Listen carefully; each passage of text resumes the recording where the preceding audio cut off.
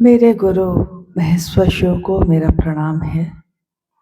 इस कालखंड के प्रथम शिव के शिष्य, हम सबों के परम आदरणीय वरेण्य गुरु भ्राता साहब श्री के चरणों में मेरा प्रणाम है। शक्ति स्वरूपा माँ नीलमानंद जी के चरणों में मेरा प्रणाम है। और त्रिपुरा राज्य की राजधानी अगरतला में उपस्थित इस हॉल में उपस्थित आप सभी गुरु भाई गुरु बहन के चरणों में मेरा प्रणाम है।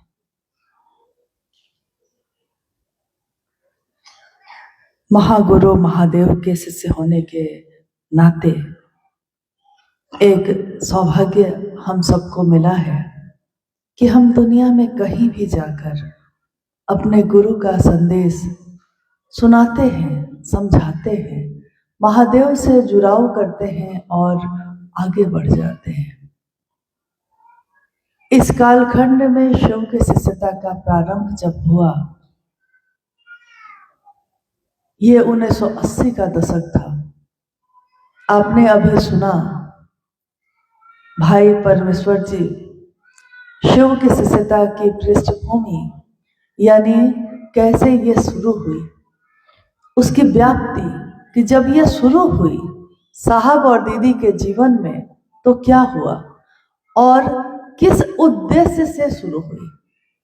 क्योंकि जब हम कोई भी काम अपने जीवन में करते हैं, उस काम को करने के पीछे कोई न कोई उद्देश्य होता है। अकारण हम कोई काम नहीं करते। हम अपने जीवन में अगर कोई घर बनाने का सोचते हैं तो जमीन खोजते हैं, जमीन मिल जाए तो घर बना लेते हैं। तो उद्देश्य घर बनाना होता है, लेकिन पहले हम जमीन खोजते हैं। उद्देश्य क्या है? शिव के शिष्यता का उद्देश्य क्या है इस धरती पे? शिव को गुरु बनाने के पीछे मनसा क्या है साहब की? कुछ भी नहीं। आपने अभी सुना, कोई लौकिक कामना नहीं, कोई लौकिक चाहत नहीं, बस एक ही ललक है, एक चाहत है कि महादेव सुना है बहुत अच्छे हैं, बहुत मोहक हैं। क्या नहीं है महादेव? भारत इस भूमि में जहां हम आप रहते हैं, भारत की इस भूमि में जब भी महादेव की बात हुई है, शिव ये शब्द गूंजा है, तो शिव शब्द के साथ ही शिव के अनेक स्वरूप भी गूंजते हैं। शिव केवल एक सत्ता का एक रूप नहीं है। शिव एक ऐसा तत्व है जो कण कण में है। शिव जिनकी इच्छा मात्र से ये सृष्टि बनी, ये हमने अपने शास्त्रों में पढ़ा सुना है। शिव जिनकी चाहत से ये दुनिया सृजित हो रही है, रहती है, टूट जाती है। यानी हम पैदा भी होते हैं तो महादेव की दया है, रहते भी हैं तो उस महादेव की दया से, और एक दिन हमारे इस जीवन का लय हो जाता है। ये भी उस महादेव की दया का ही रूप है। जिसने भेजा है वो फिर वापस तो बुलाएगा ही। शिव जीव बना है तो जीव एक दिन शिव बनेगा ही। शिव ने इच्छा की, शिव की इच्छा में बल है, मेरे और आपके इच्छा में भी बल है। हम इच्छा करते हैं, परंतु हमारी इच्छा कुछ देर के बाद टूट जाती है। शिव की इच्छा में इतना बल है, इतना बल है कि शिवेच्छा बलि यसी। शिव की इच्छा में इतना बल है कि मात्र एक इच्छा का प्रतिफल है ये दुनिया। शिव ने एक इच्छा की, एको हम बहुत श्याम, मैं एक हूं अनेक हो जाऊं। और शिव की इस इच्छा में इतना बल है कि जैसे ही इच्छा हुई और ये सृष्टि बनने लगी। अब शिव की इच्छा शुरू हुई है, सृष्टि का सृजन शुरू हो गया। शिव की इस इच्छा ने तरंगों का रूप लिया है और आकाश बना, हवा बनी, अग्नि बनी, जल और पृथ्वी। सबसे स्थूल चीज कहा गया पृथ्वी को, और सबसे सूक्ष्म है आकाश। 5 तत्वों से ये दुनिया बनी। 5 तत्वों से ही हर इंसान या इस दुनिया की कोई भी रचना बनी। स्वाभाविक है कि जिसकी इच्छा का प्रतिफल होगा, ये दुनिया होगी, तो इस इच्छा में वो शिव भी होगा। इसीलिए इस सृष्टि के कण कण में शिव है, कण कण में महादेव है। परंतु क्या हम इन आंखों से, जो हमारी आंख है, जो हमारी 5 ज्ञानेंद्रियां हैं, हम उस महादेव को इन आंखों से देख सकते हैं? हो सकता है कोई कहे कि हाँ देख सकते हैं, परंतु यह संभव नहीं है, क्योंकि इन आंखों से तो हम इन 5 तत्वों को भी सबका सब नहीं देख पाते। हवा ही हवा है चारों तरफ, प्राण चल रहे हैं सबके, क्योंकि वायु है, परंतु इस हवा को, इस वायु को हम देख पाते हैं इस आंख से। जब हम इस तत्व को भी नहीं देख पाते, तो उस तत्व को जो सूक्ष्माति सूक्ष्म है, उसको कैसे देख पाएंगे? अपनी इन आंखों से महादेव को देखना संभव नहीं। अपने इन कानों से महादेव की आवाज को सुनना संभव नहीं है। परंतु हम छू भी नहीं सकते, स्पर्श भी नहीं कर सकते, स्वाद भी नहीं ले सकते, गंध भी नहीं ले सकते। यानी हमारी 5 ज्ञानेंद्रियां जहां काम करना खत्म करती हैं, वहां से हमारे हृदय की सीमा शुरू होती है। क्योंकि हृदय की कोई सीमा नहीं होती, प्रेम का कोई तल नहीं है, प्रेम की कोई सीमा निर्धारित नहीं है। दिमाग से हम गणित बनाते हैं, दिमाग में हमारे विचार आते हैं, दिमाग से हम सोचते हैं, परंतु दिल से हम सोचते नहीं हैं, दिल से हम महसूस करते हैं। हम अपने बच्चे के प्यार को भी अपने दिल से महसूस करते हैं। हम किसी से मित्रता करते हैं, उसको भी मेरा दिल महसूस करता है। इसीलिए हमारा मन, हमारा हृदय उन सारी सूक्ष्म चीजों को महसूस करता है, जिनको हम इन आंखों से नहीं देख पाते। अक्सर जब हम किसी के घर जाते हैं और अगर उससे मिलकर या उनके घर जाकर,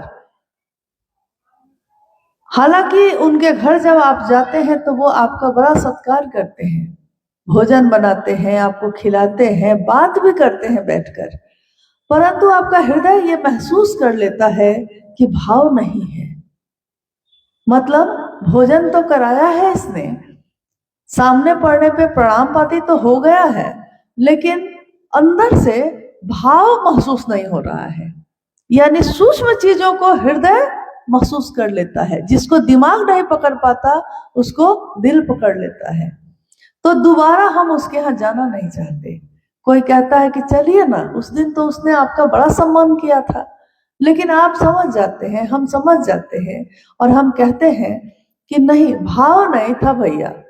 जहां भाव ही ना हो तो वहां जाकर क्या करेंगे? परंतु कहीं किसी झोपड़ी में गए हैं आप, कोई टूटे हुए घर में गए हैं, या जो सड़क पे सो रहा हो उसके पास बैठ गए हैं और उसने बहुत प्रेम से 1 गिलास पानी पिला दिया है, आप लौट आए। जीवन में हम उसको नहीं भूल पाते, जीवन भर हमको उसकी याद रहती है कि कितने भाव से पिलाया था। यानी भाव को हम भूलते नहीं, लेकिन अगर भाव ना हो तो कितना भी वैभव हो, हमारे लिए किसी काम का नहीं। हम अपनी बेटी का विवाह जब करते हैं, तो बेटी का विवाह भी करते हैं तो घर और लड़का बड़ा अच्छा देखकर करते हैं।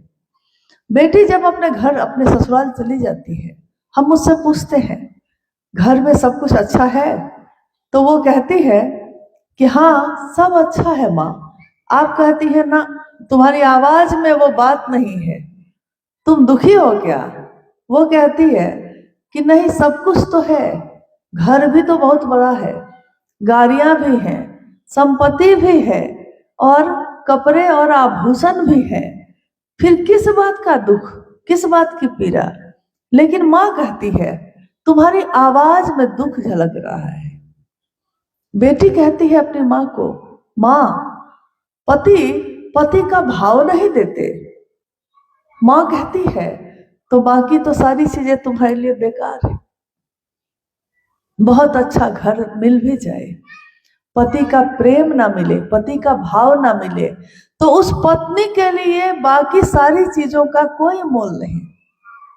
इसी तरह वो शिव सूक्ष्माति सूक्ष्म सत्ता है, प्रत्यक्ष अप्रत्यक्ष सारी स्थितियां परिस्थितियां शिव की ही है। ये पूरी दुनिया शिव की ही है। हम शिव की पूजा हजारों वर्षों से करते आए हैं, हमारे पूर्वज करते आए, मंदिरों की स्थापना करते रहे। हम मंदिरों पे जो मूर्तियां हैं स्थापित, उसके लिए वस्त्र का दान करते रहे, आभूषण और मुकुट का दान करते रहे। हम फल और फूल लेकर, जल लेकर और पुष्प लेकर उस मंदिर में जाते रहे, शिवलिंग पे शिव की शक्तियों पे चढ़ाते रहे। लेकिन महादेव ने कहा सब कुछ तो है, भाव नहीं है, तो ये सारे कर्म कांड, ये सारे आयोजन व्यर्थ हो जाते हैं अगर उसमें भाव ना हो। यानी किसी भी रिश्ते में भाव के बिना कुछ नहीं हो सकता।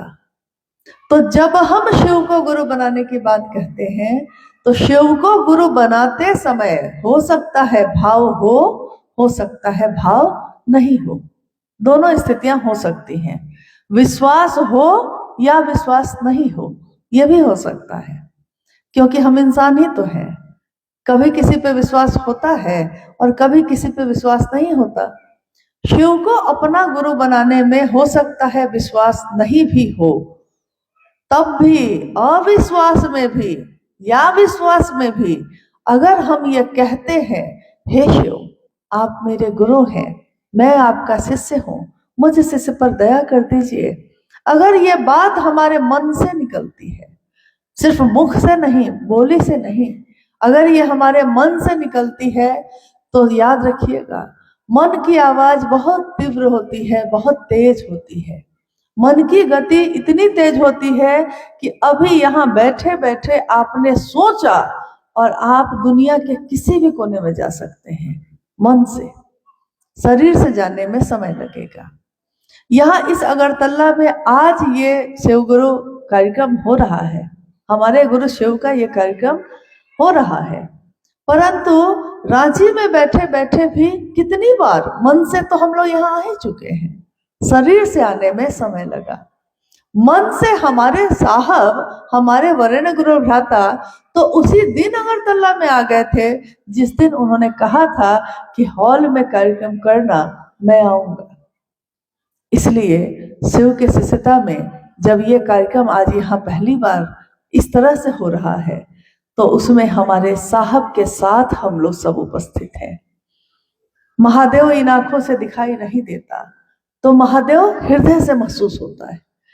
साहब और दीदी भी इन आंखों से दिखाई नहीं देते, क्योंकि उनके शरीर में अब वो उपलब्ध नहीं है, परंतु साहब और दीदी को हम सभी शिव शिष्यों का हृदय उससे भी तेज गति से अनुभव करता है, जिससे हमारे आसपास के शरीर से उपस्थित लोग होते हैं।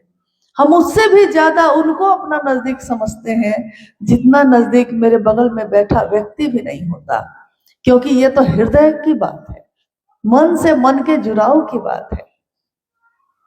शिव की शिष्यता अप्रतिम है।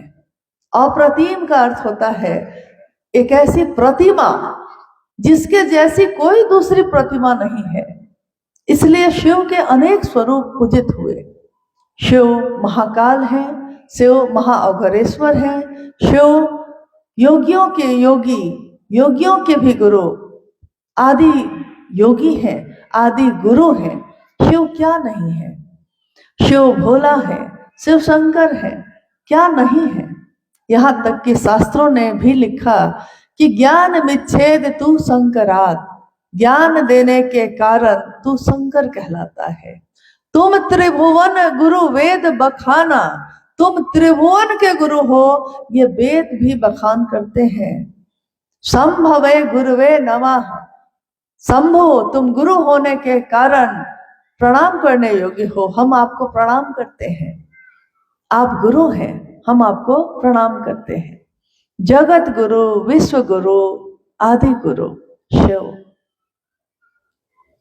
उस शिव की पूजा करते करते हमारा मन कभी उन तक नहीं पहुंच सका, परंतु जब हमने साहब श्री का दिया हुआ ये संदेश सुना, ये तीनों सूत्रों को सुना और अपने जीवन में उतारा, तो हमारा मन धीरे धीरे इस बात को समझने लगा कि शिव के सिवा मेरा अपना इस दुनिया में कोई नहीं है। जहां से हम आए हैं लौटना वही है। ठीक उसी तरह जिस तरह हम अगर रांची से आए हैं तो अगरतला में मेरे गुरु भाई गुरुवान हैं, लेकिन इसके कारण है क्योंकि शिव मेरे गुरु हैं। अगर शिव मेरे गुरु ना होते तो यहाँ मेरे गुरु भाई गुरुवान भी ना होते, क्योंकि मूल कारण कौन है, यहाँ रहते हुए भी मुझको अभी भी याद है कि मेरा मूल कारण इस स्थल पे उपस्थित होने का क्या है, महादेव। और महादेव किस कारण से मेरे लिए मूल कारण हो गए, साहब और दीदी। साहब ने बताया। आज दुनिया में कोई कहीं भी इस बात को लेकर जाता है, यहाँ नॉर्थ ईस्ट में आज तक जितने भी गुरु भाई या गुरुवान आए होंगे आपसे ये संदेश लेकर ये कहने कि शिव गुरु हैं, आप उनके शिष्य बन जाइए। आप में से कोई अगर ये इस प्रश्न का उत्तर देना चाहे तो दे सकता है कि क्या ये बात उसकी अपनी थी। हम तो डाकिया थे, आज भी डाकिया है। संदेश किसी और का, साहब का, और पता भी आपका, उनका, इनका, और संदेश किसका, साहब श्री का। पहुंचाने वाले हम में से कोई भी हो सकते हैं, परंतु शिव शिष्यता का मालिक हमेशा महादेव है। और ये बगीचा जो आज सुगंधित है, अलग अलग फूलों से सजा हुआ है, शिव शिष्यों की इस दुनिया में, इस बगीचे में हर तरीके के लोग हैं। कोई गुलाब के फूल की तरह सुगंधित भी है, तो कोई ऐसा भी है जो सुंदर तो है लेकिन उसमें सुगंध नहीं, ऐसे भी हैं। परंतु ये बगीचा तो साहब दीदी का लगाया हुआ है। इस बगीचे के हर फूल की रखवाली बागवां बनकर, माली बनकर वो खुद करते हैं। और हमको, आपको, सबको उन्होंने एक जिम्मेदारी दी कि ये जो मेरा बगीचा है, इस बगीचे के हर फूल की रखवाली करना, ये हम सबकी जिम्मेदारी है। फूल की रखवाली करना मतलब तेज हवा से बचाना, बर्फीली तूफानों से बचाना, गर्मी से बचाना, और खाद और पानी देते रहना, ताकि ये लहलहाते रहे, खिलते रहे, सुगंध फैलाते रहे। ये सुगंध किस चीज की है, ये शिव की शिष्यता की है। शिष्य भाव मेरे आपके अंदर प्रकट हो जाए, ये संदेश भी इसी के लिए है। परंतु अक्सर हम ये संदेश पहुंचाते पहुंचाते भूल जाते हैं कि ये संदेश तो मेरा था ही नहीं। हम खुद मालिक बनना चाहते हैं, लेकिन हम तो कुछ इसके एक फूल है, मालिक कैसे बन सकते हैं। मालिक तो महादेव है। बगीचे का फूल बगीचे का मालिक नहीं बन सकता। हाँ, वो अपनी सुगंध से अपने पूरे परिवेश को, अपने आसपास के माहौल को सुगंधित कर सकता है, लेकिन उसका मालिक नहीं है। ये तो वो है जिसने बीज भेजा था, तो इस बीज से ये पौधा निकला है। परंतु बीज भी किसी और का, निकला भी तो वो उस पे भी अधिकार किसी और का, मेरा आपका कैसे होगा। अगरतला की इस धरती पे कुछ सालों से, कुछ वर्षों से महादेव की बात चल रही है। आज हमारे आपके बीच मुझको जैसी सूचना भी मिली कि कुछ गुरु बहन आई हैं गुवाहाटी से भी और कुछ शिलोंग से भी आई हैं। मुझको याद है कि जब भी साहब ने महादेव की बात बढ़ाने की बात की, उन्होंने सब पे विश्वास किया, सब पे। शायद आप में से बहुत लोगों ने सशरीर साहब श्री का दर्शन किया होगा, या बहुत ऐसे होंगे जिन्होंने उनको शरीर में भी कभी देखा नहीं, उनसे इस तरह कभी मिले नहीं होंगे। परंतु आज मैं आपको ये बताती हूँ कि साहब शिव के शिष्य हरिंद्रानंद जी ने, क्योंकि शिव के शिष्य हरिंद्रानंद जी को ही हम साहब कहते हैं, हमारे शिव शिष्यों के साहब एक ही हैं। हमारी दीदी भी, अगर हम कहते हैं दीदी, इसका अर्थ है कि हम लोग दीदी नीलम आनंद जी के बारे में बात कर रहे हैं। बाकी सब दीदी हैं, गुरु बहन हैं, गुरु भाई हैं, तो हम दीदी भैया ही कहते हैं। परंतु सबके अपने अपने नाम हैं। जब हम कहते हैं साहब, यानी ये साहब हरिनानंद जी की बात हो रही है। जब हम कहते हैं दीदी, तो दीदी नीलमानंद जी की बात हो रही है। और उनके जैसा प्रेम देने वाला, उनके जैसा परवाह करने वाला इस धरती पे हम लोगों ने इससे पहले कभी देखा नहीं। हर व्यक्ति खुद से जोड़ना चाहता है, और साहब किससे जोड़ना चाहते हैं? महादेव से। हर व्यक्ति अपने पीछे चलाना चाहता है, साहब किसके पीछे चलाना चाहते हैं? महादेव के। क्योंकि इसके लिए हृदय बड़ा होना चाहिए। जगत गुरु शिव के शिष्य का हृदय इतना बड़ा होता है कि वो जानते हैं कि मेरे साथ आप आइए या ना आइए, महादेव के साथ रहिएगा तो भेंट होती रहेगी। और एक ही परिवार तो हम लोग हैं। शिव शिष्यों का ये परिवार जो है, ये एक ही तो परिवार है। इसका हर सदस्य इस परिवार का एक हिस्सा है, परंतु ये परिवार बनाने वाले एक ही हैं, साहब और दीदी। शिव के नाम के साथ इस परिवार को बनाने वाले। और महादेव के चर्चा जो आज हर जगह हो रही है, यह चर्चा तब एकदम बेनूर बेरंग हो जाती है अगर उसमें भाव ना हो। कोई भी शिव की चर्चा, जैसे ही हम कहते हैं शिव चर्चा स्थल, शिव की चर्चा, इसका अर्थ होता है कि इसमें सिर्फ शिव की बात होगी, इसमें किसी व्यक्ति विशेष की बात नहीं हो सकती। इसलिए हम में से किसी को यह अधिकार नहीं है कि गुरु के मंच का प्रयोग हम में से कोई अपनी व्यक्तिगत बात कहने के लिए करे। अगर हम में से कोई ऐसा करता है तो ये एक आध्यात्मिक अपराध है, और इस आध्यात्मिक अपराध की क्षमा शिव भी नहीं करते। क्षमा जिसे कर सके न तुम भी, हो गई कोई ऐसी भूल। हम शिव शिष्यों से ऐसी भूल कभी ना हो, इसकी प्रार्थना करना है महादेव से।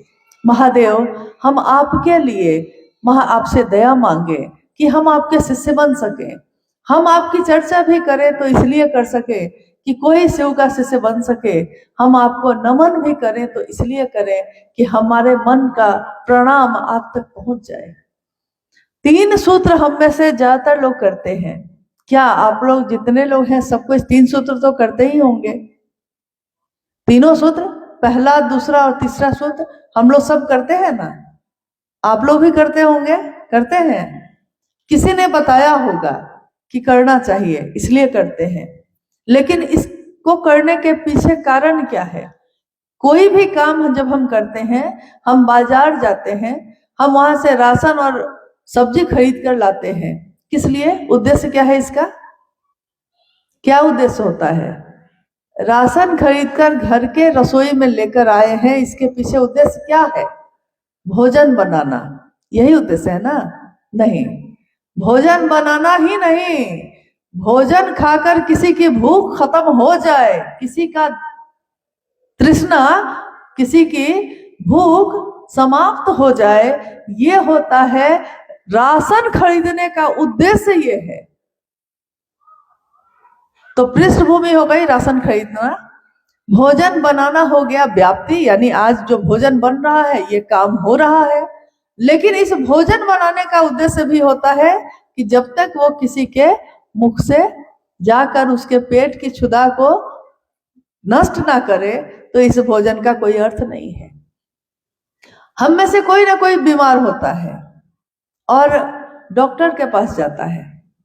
डॉक्टर के पास जाने से हम कहते हैं कि डॉक्टर को दिखाना जरूरी है। डॉक्टर को दिखाने के पीछे भी एक उद्देश्य होता है, कि विशेष उद्देश्य होता है ना।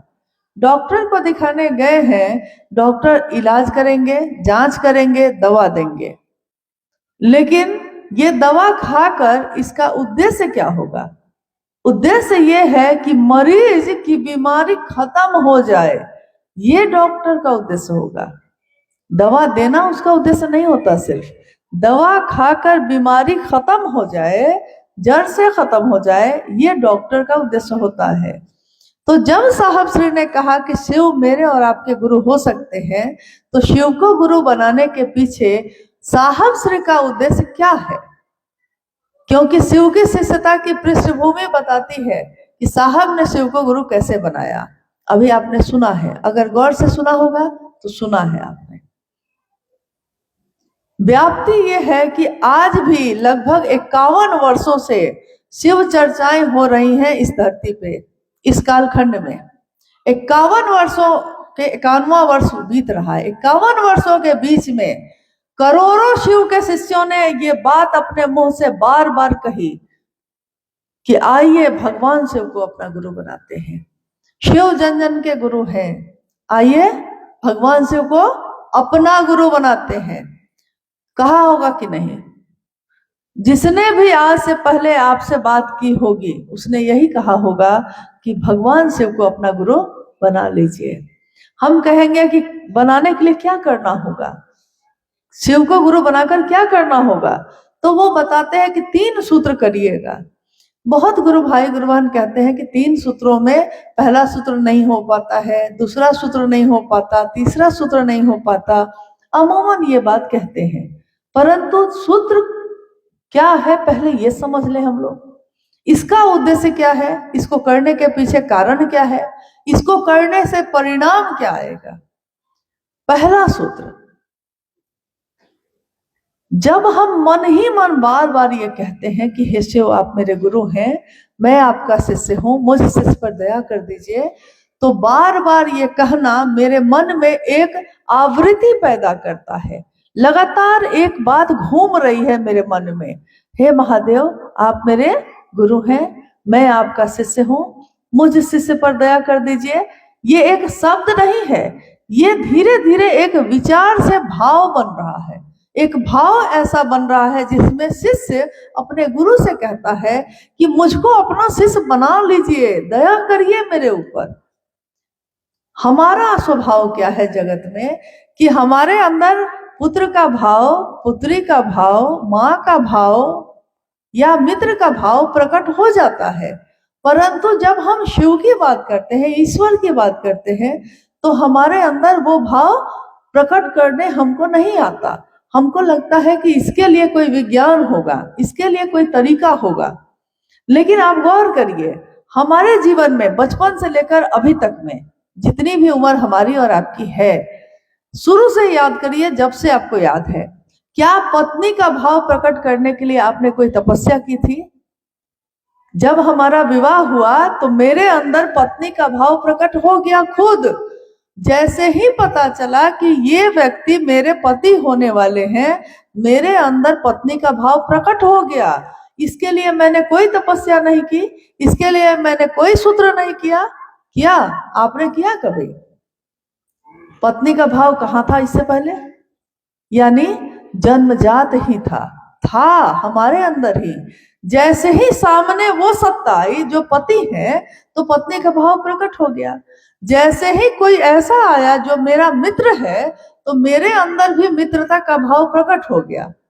और जैसे ही कोई ऐसा आया जो शत्रु है, तो शत्रुता का भाव भी प्रकट हो गया। यानी नकारात्मक या सकारात्मक कोई भी भाव है, जैसे ही सत्ता सामने आती है मेरे अंदर वो भाव प्रकट हो जाता है।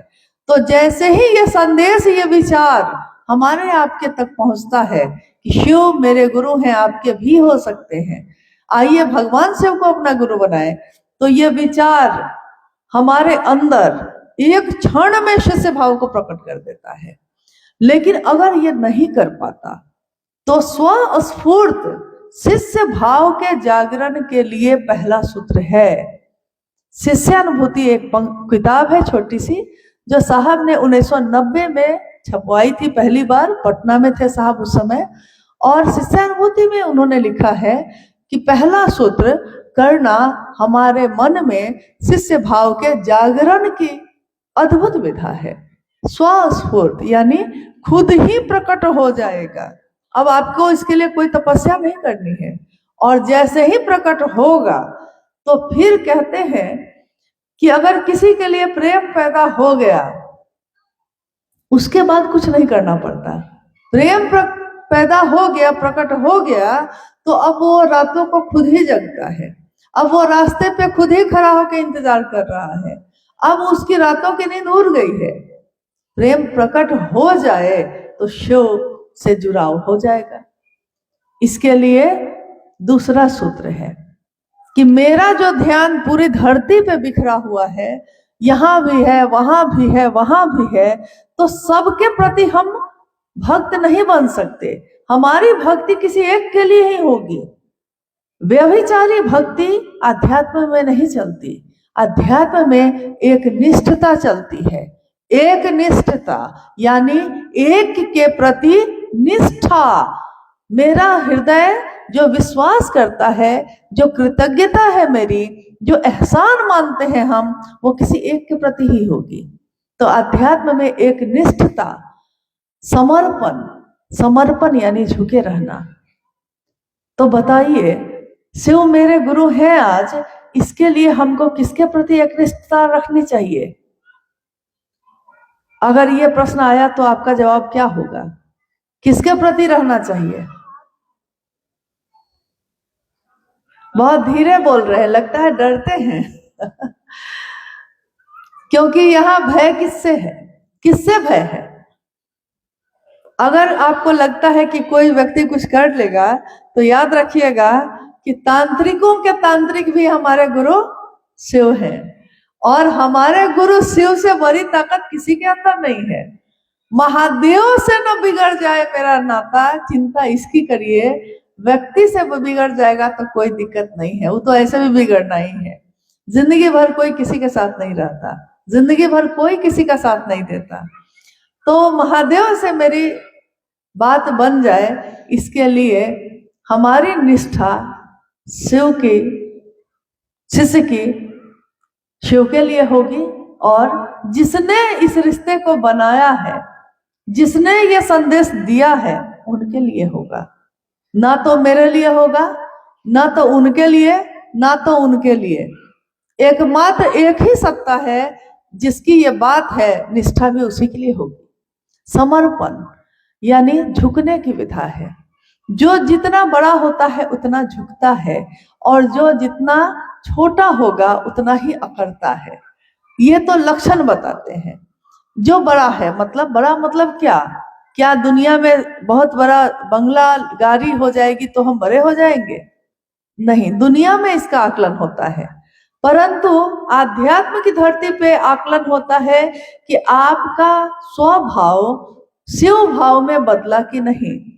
स्वभाव मतलब स्वभाव हमारा है कि हम जगत में किसी के लिए नफरत रखते हैं, किसी के लिए प्रेम रखते हैं, लेकिन शिव भाव की शिखर की तलहटी में आते ही हमारा ये सारा स्वभाव शिव भाव में बदल जाता है, और सारी संकीर्णता तिरोहित हो जाती है।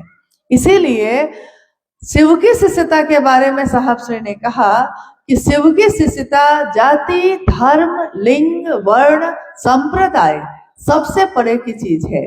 जैसे ही हम कहते हैं शिव और शिव का शिष्य, यानी ये किसी जाति की बात नहीं हो रही है, ये किसी धर्म की बात नहीं हो रही, ये किसी व्यक्ति विशेष की बात नहीं हो रही है, ये किसी पुरुष या स्त्री की बात नहीं हो रही है, ये किसी कुरूप या खूबसूरत व्यक्ति की बात नहीं हो रही है, ये एकमात्र शिव की बात हो रही है।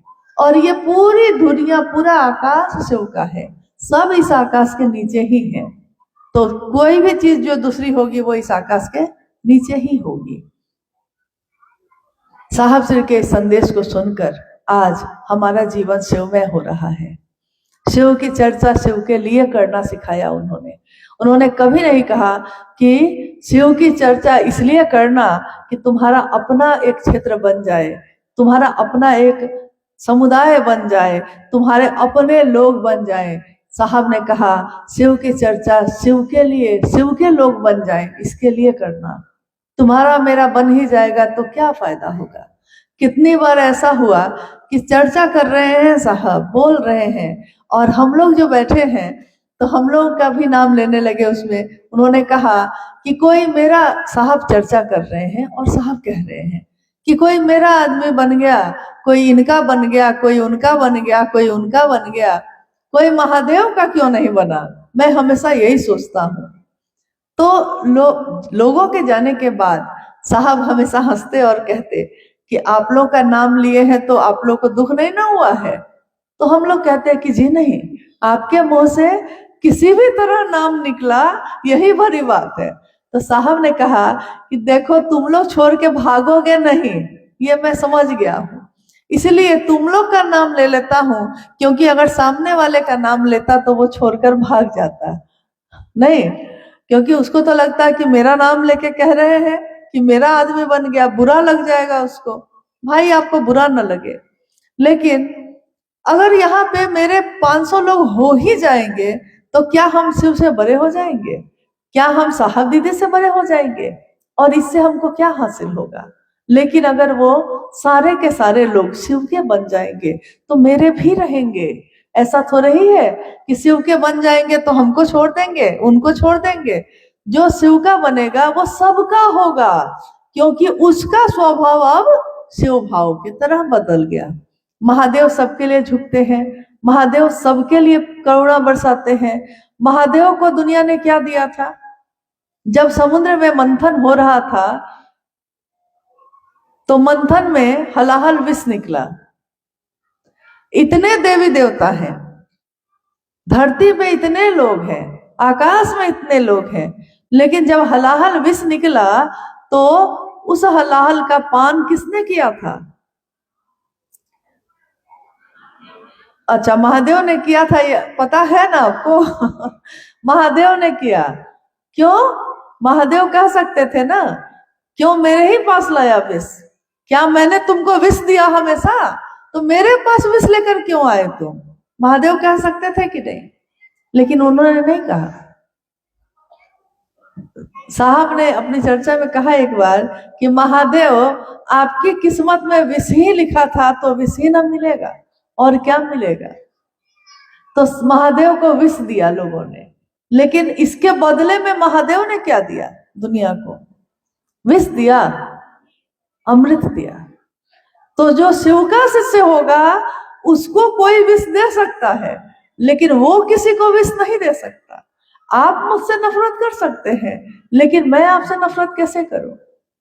दुनिया आपको नहीं देखना चाहे, आप दुनिया को कैसे नहीं देखिएगा? क्योंकि आपने तो शिव का नाम लिया है, और महादेव की तो सारी दुनिया है। एकमात्र महादेव की सत्ता ऐसी है जहां देवता और राक्षस दोनों बैठे दिखते हैं। अभी तक कथाओं में, कहानियों में हम लोगों ने यही सुना हमेशा कि जब भी कोई किसी कष्ट में पड़ा, जब भी किसी को कोई दिक्कत हुई, तो लोग दौड़ के किसके पास गए? अंत में दौड़ के किसके पास गए? महादेव के पास। चाहे वो कोई देवी हो, चाहे वो कोई देवता हो, चाहे वो राक्षस हो, चाहे वो इंसान हो, जब अंतिम उपाय खोजता है तो वो महादेव के पास चला जाता है। लेकिन अंत में जाता है, पहले ही चला जाता तो कितना अच्छा होता। लेकिन वो पहले सबके दरवाजे खटखटाता है, और एक दिन जब टूट जाता है तब महादेव के दरवाजे आता है। लेकिन आपने किसी कहानी में भी सुना है कि महादेव किसी के पास दौड़ के गए हो? कभी सुने हैं किसी से कोई कहानी में कि महादेव दौड़कर किसी के पास गए, किसी देवी के पास, किसी देवता के पास? नहीं सुना। तो इस लिहाज से सबसे ज्यादा अहंकार तो महादेव को होना चाहिए था, लेकिन वो तो करुणावतारम है, तो महादेव को तो अहंकार नहीं हुआ ना। उन्होंने तो सबको अमृत दिया और भोला कह के हमने पुकारा।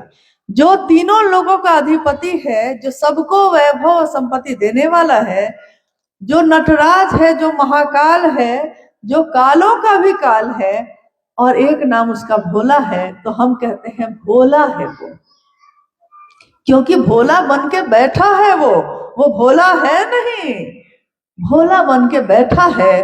क्योंकि अगर महादेव का, तो एक कहावत है कि और देवी देवता के दौरा दौरी और महादेव के घुसकुनिया।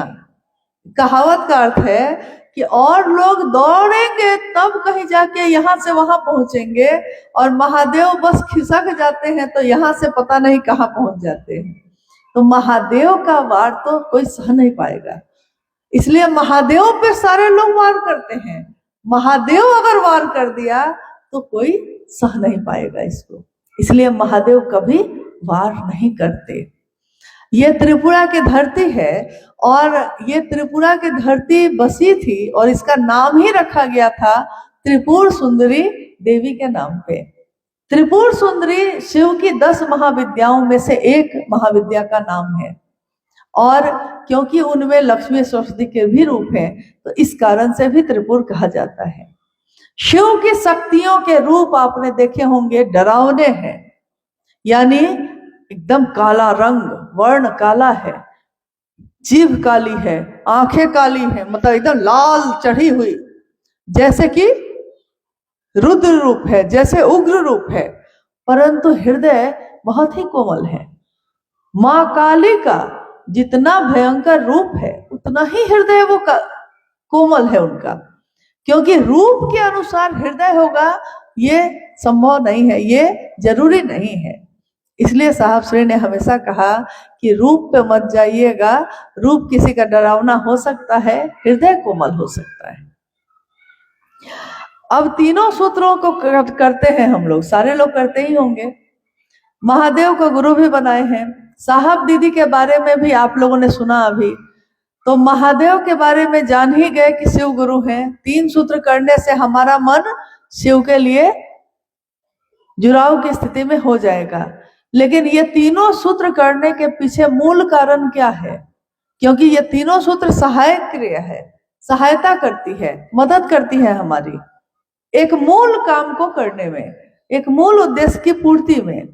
मतलब ये सारे जो आयोजन है हमने किए हैं, अगर हमने बैंड बाजा बुक किया है, हमने जो बाराती के ठहरने की व्यवस्था की है, ये सारा आयोजन किस लिए है? मूल कारण क्या है? कि बेटी का विवाह होना है। तो ये तीनों सूत्र जो हम करते हैं महादेव को गुरु बनाकर, इन तीनों सूत्रों का मूल उद्देश्य क्या है? शिष्य का अस्थाई भाव हो जाना, अस्थाई शिष्य भाव हो जाना ही इसका मूल उद्देश्य है। अब बताइए कि आपके तरफ से अगर कोई जिज्ञासा आया है तो हम लोग उस पर भी बात कर लेते हैं, लेकिन मेरी तरफ से एक ही जिज्ञासा है कि हमको लगता है कि आपको ये तो पूरी तरह स्पष्ट होगा कि शिव गुरु हैं और शिव गुरु के शिष्य बनने में मदद करने वाले साहब और दीदी हैं, तो बाकी सारे लोग आते रहेंगे, जाते रहेंगे, आपके साथ कोई चल रहा है, आप किसी के साथ चल रहे हैं, ये होता रहेगा। लेकिन हमारी एक निष्ठता होनी चाहिए सिर्फ महादेव और साहब दीदी के लिए, जिनके कारण शिव शिष्य बन पाए हम इस धरती पे।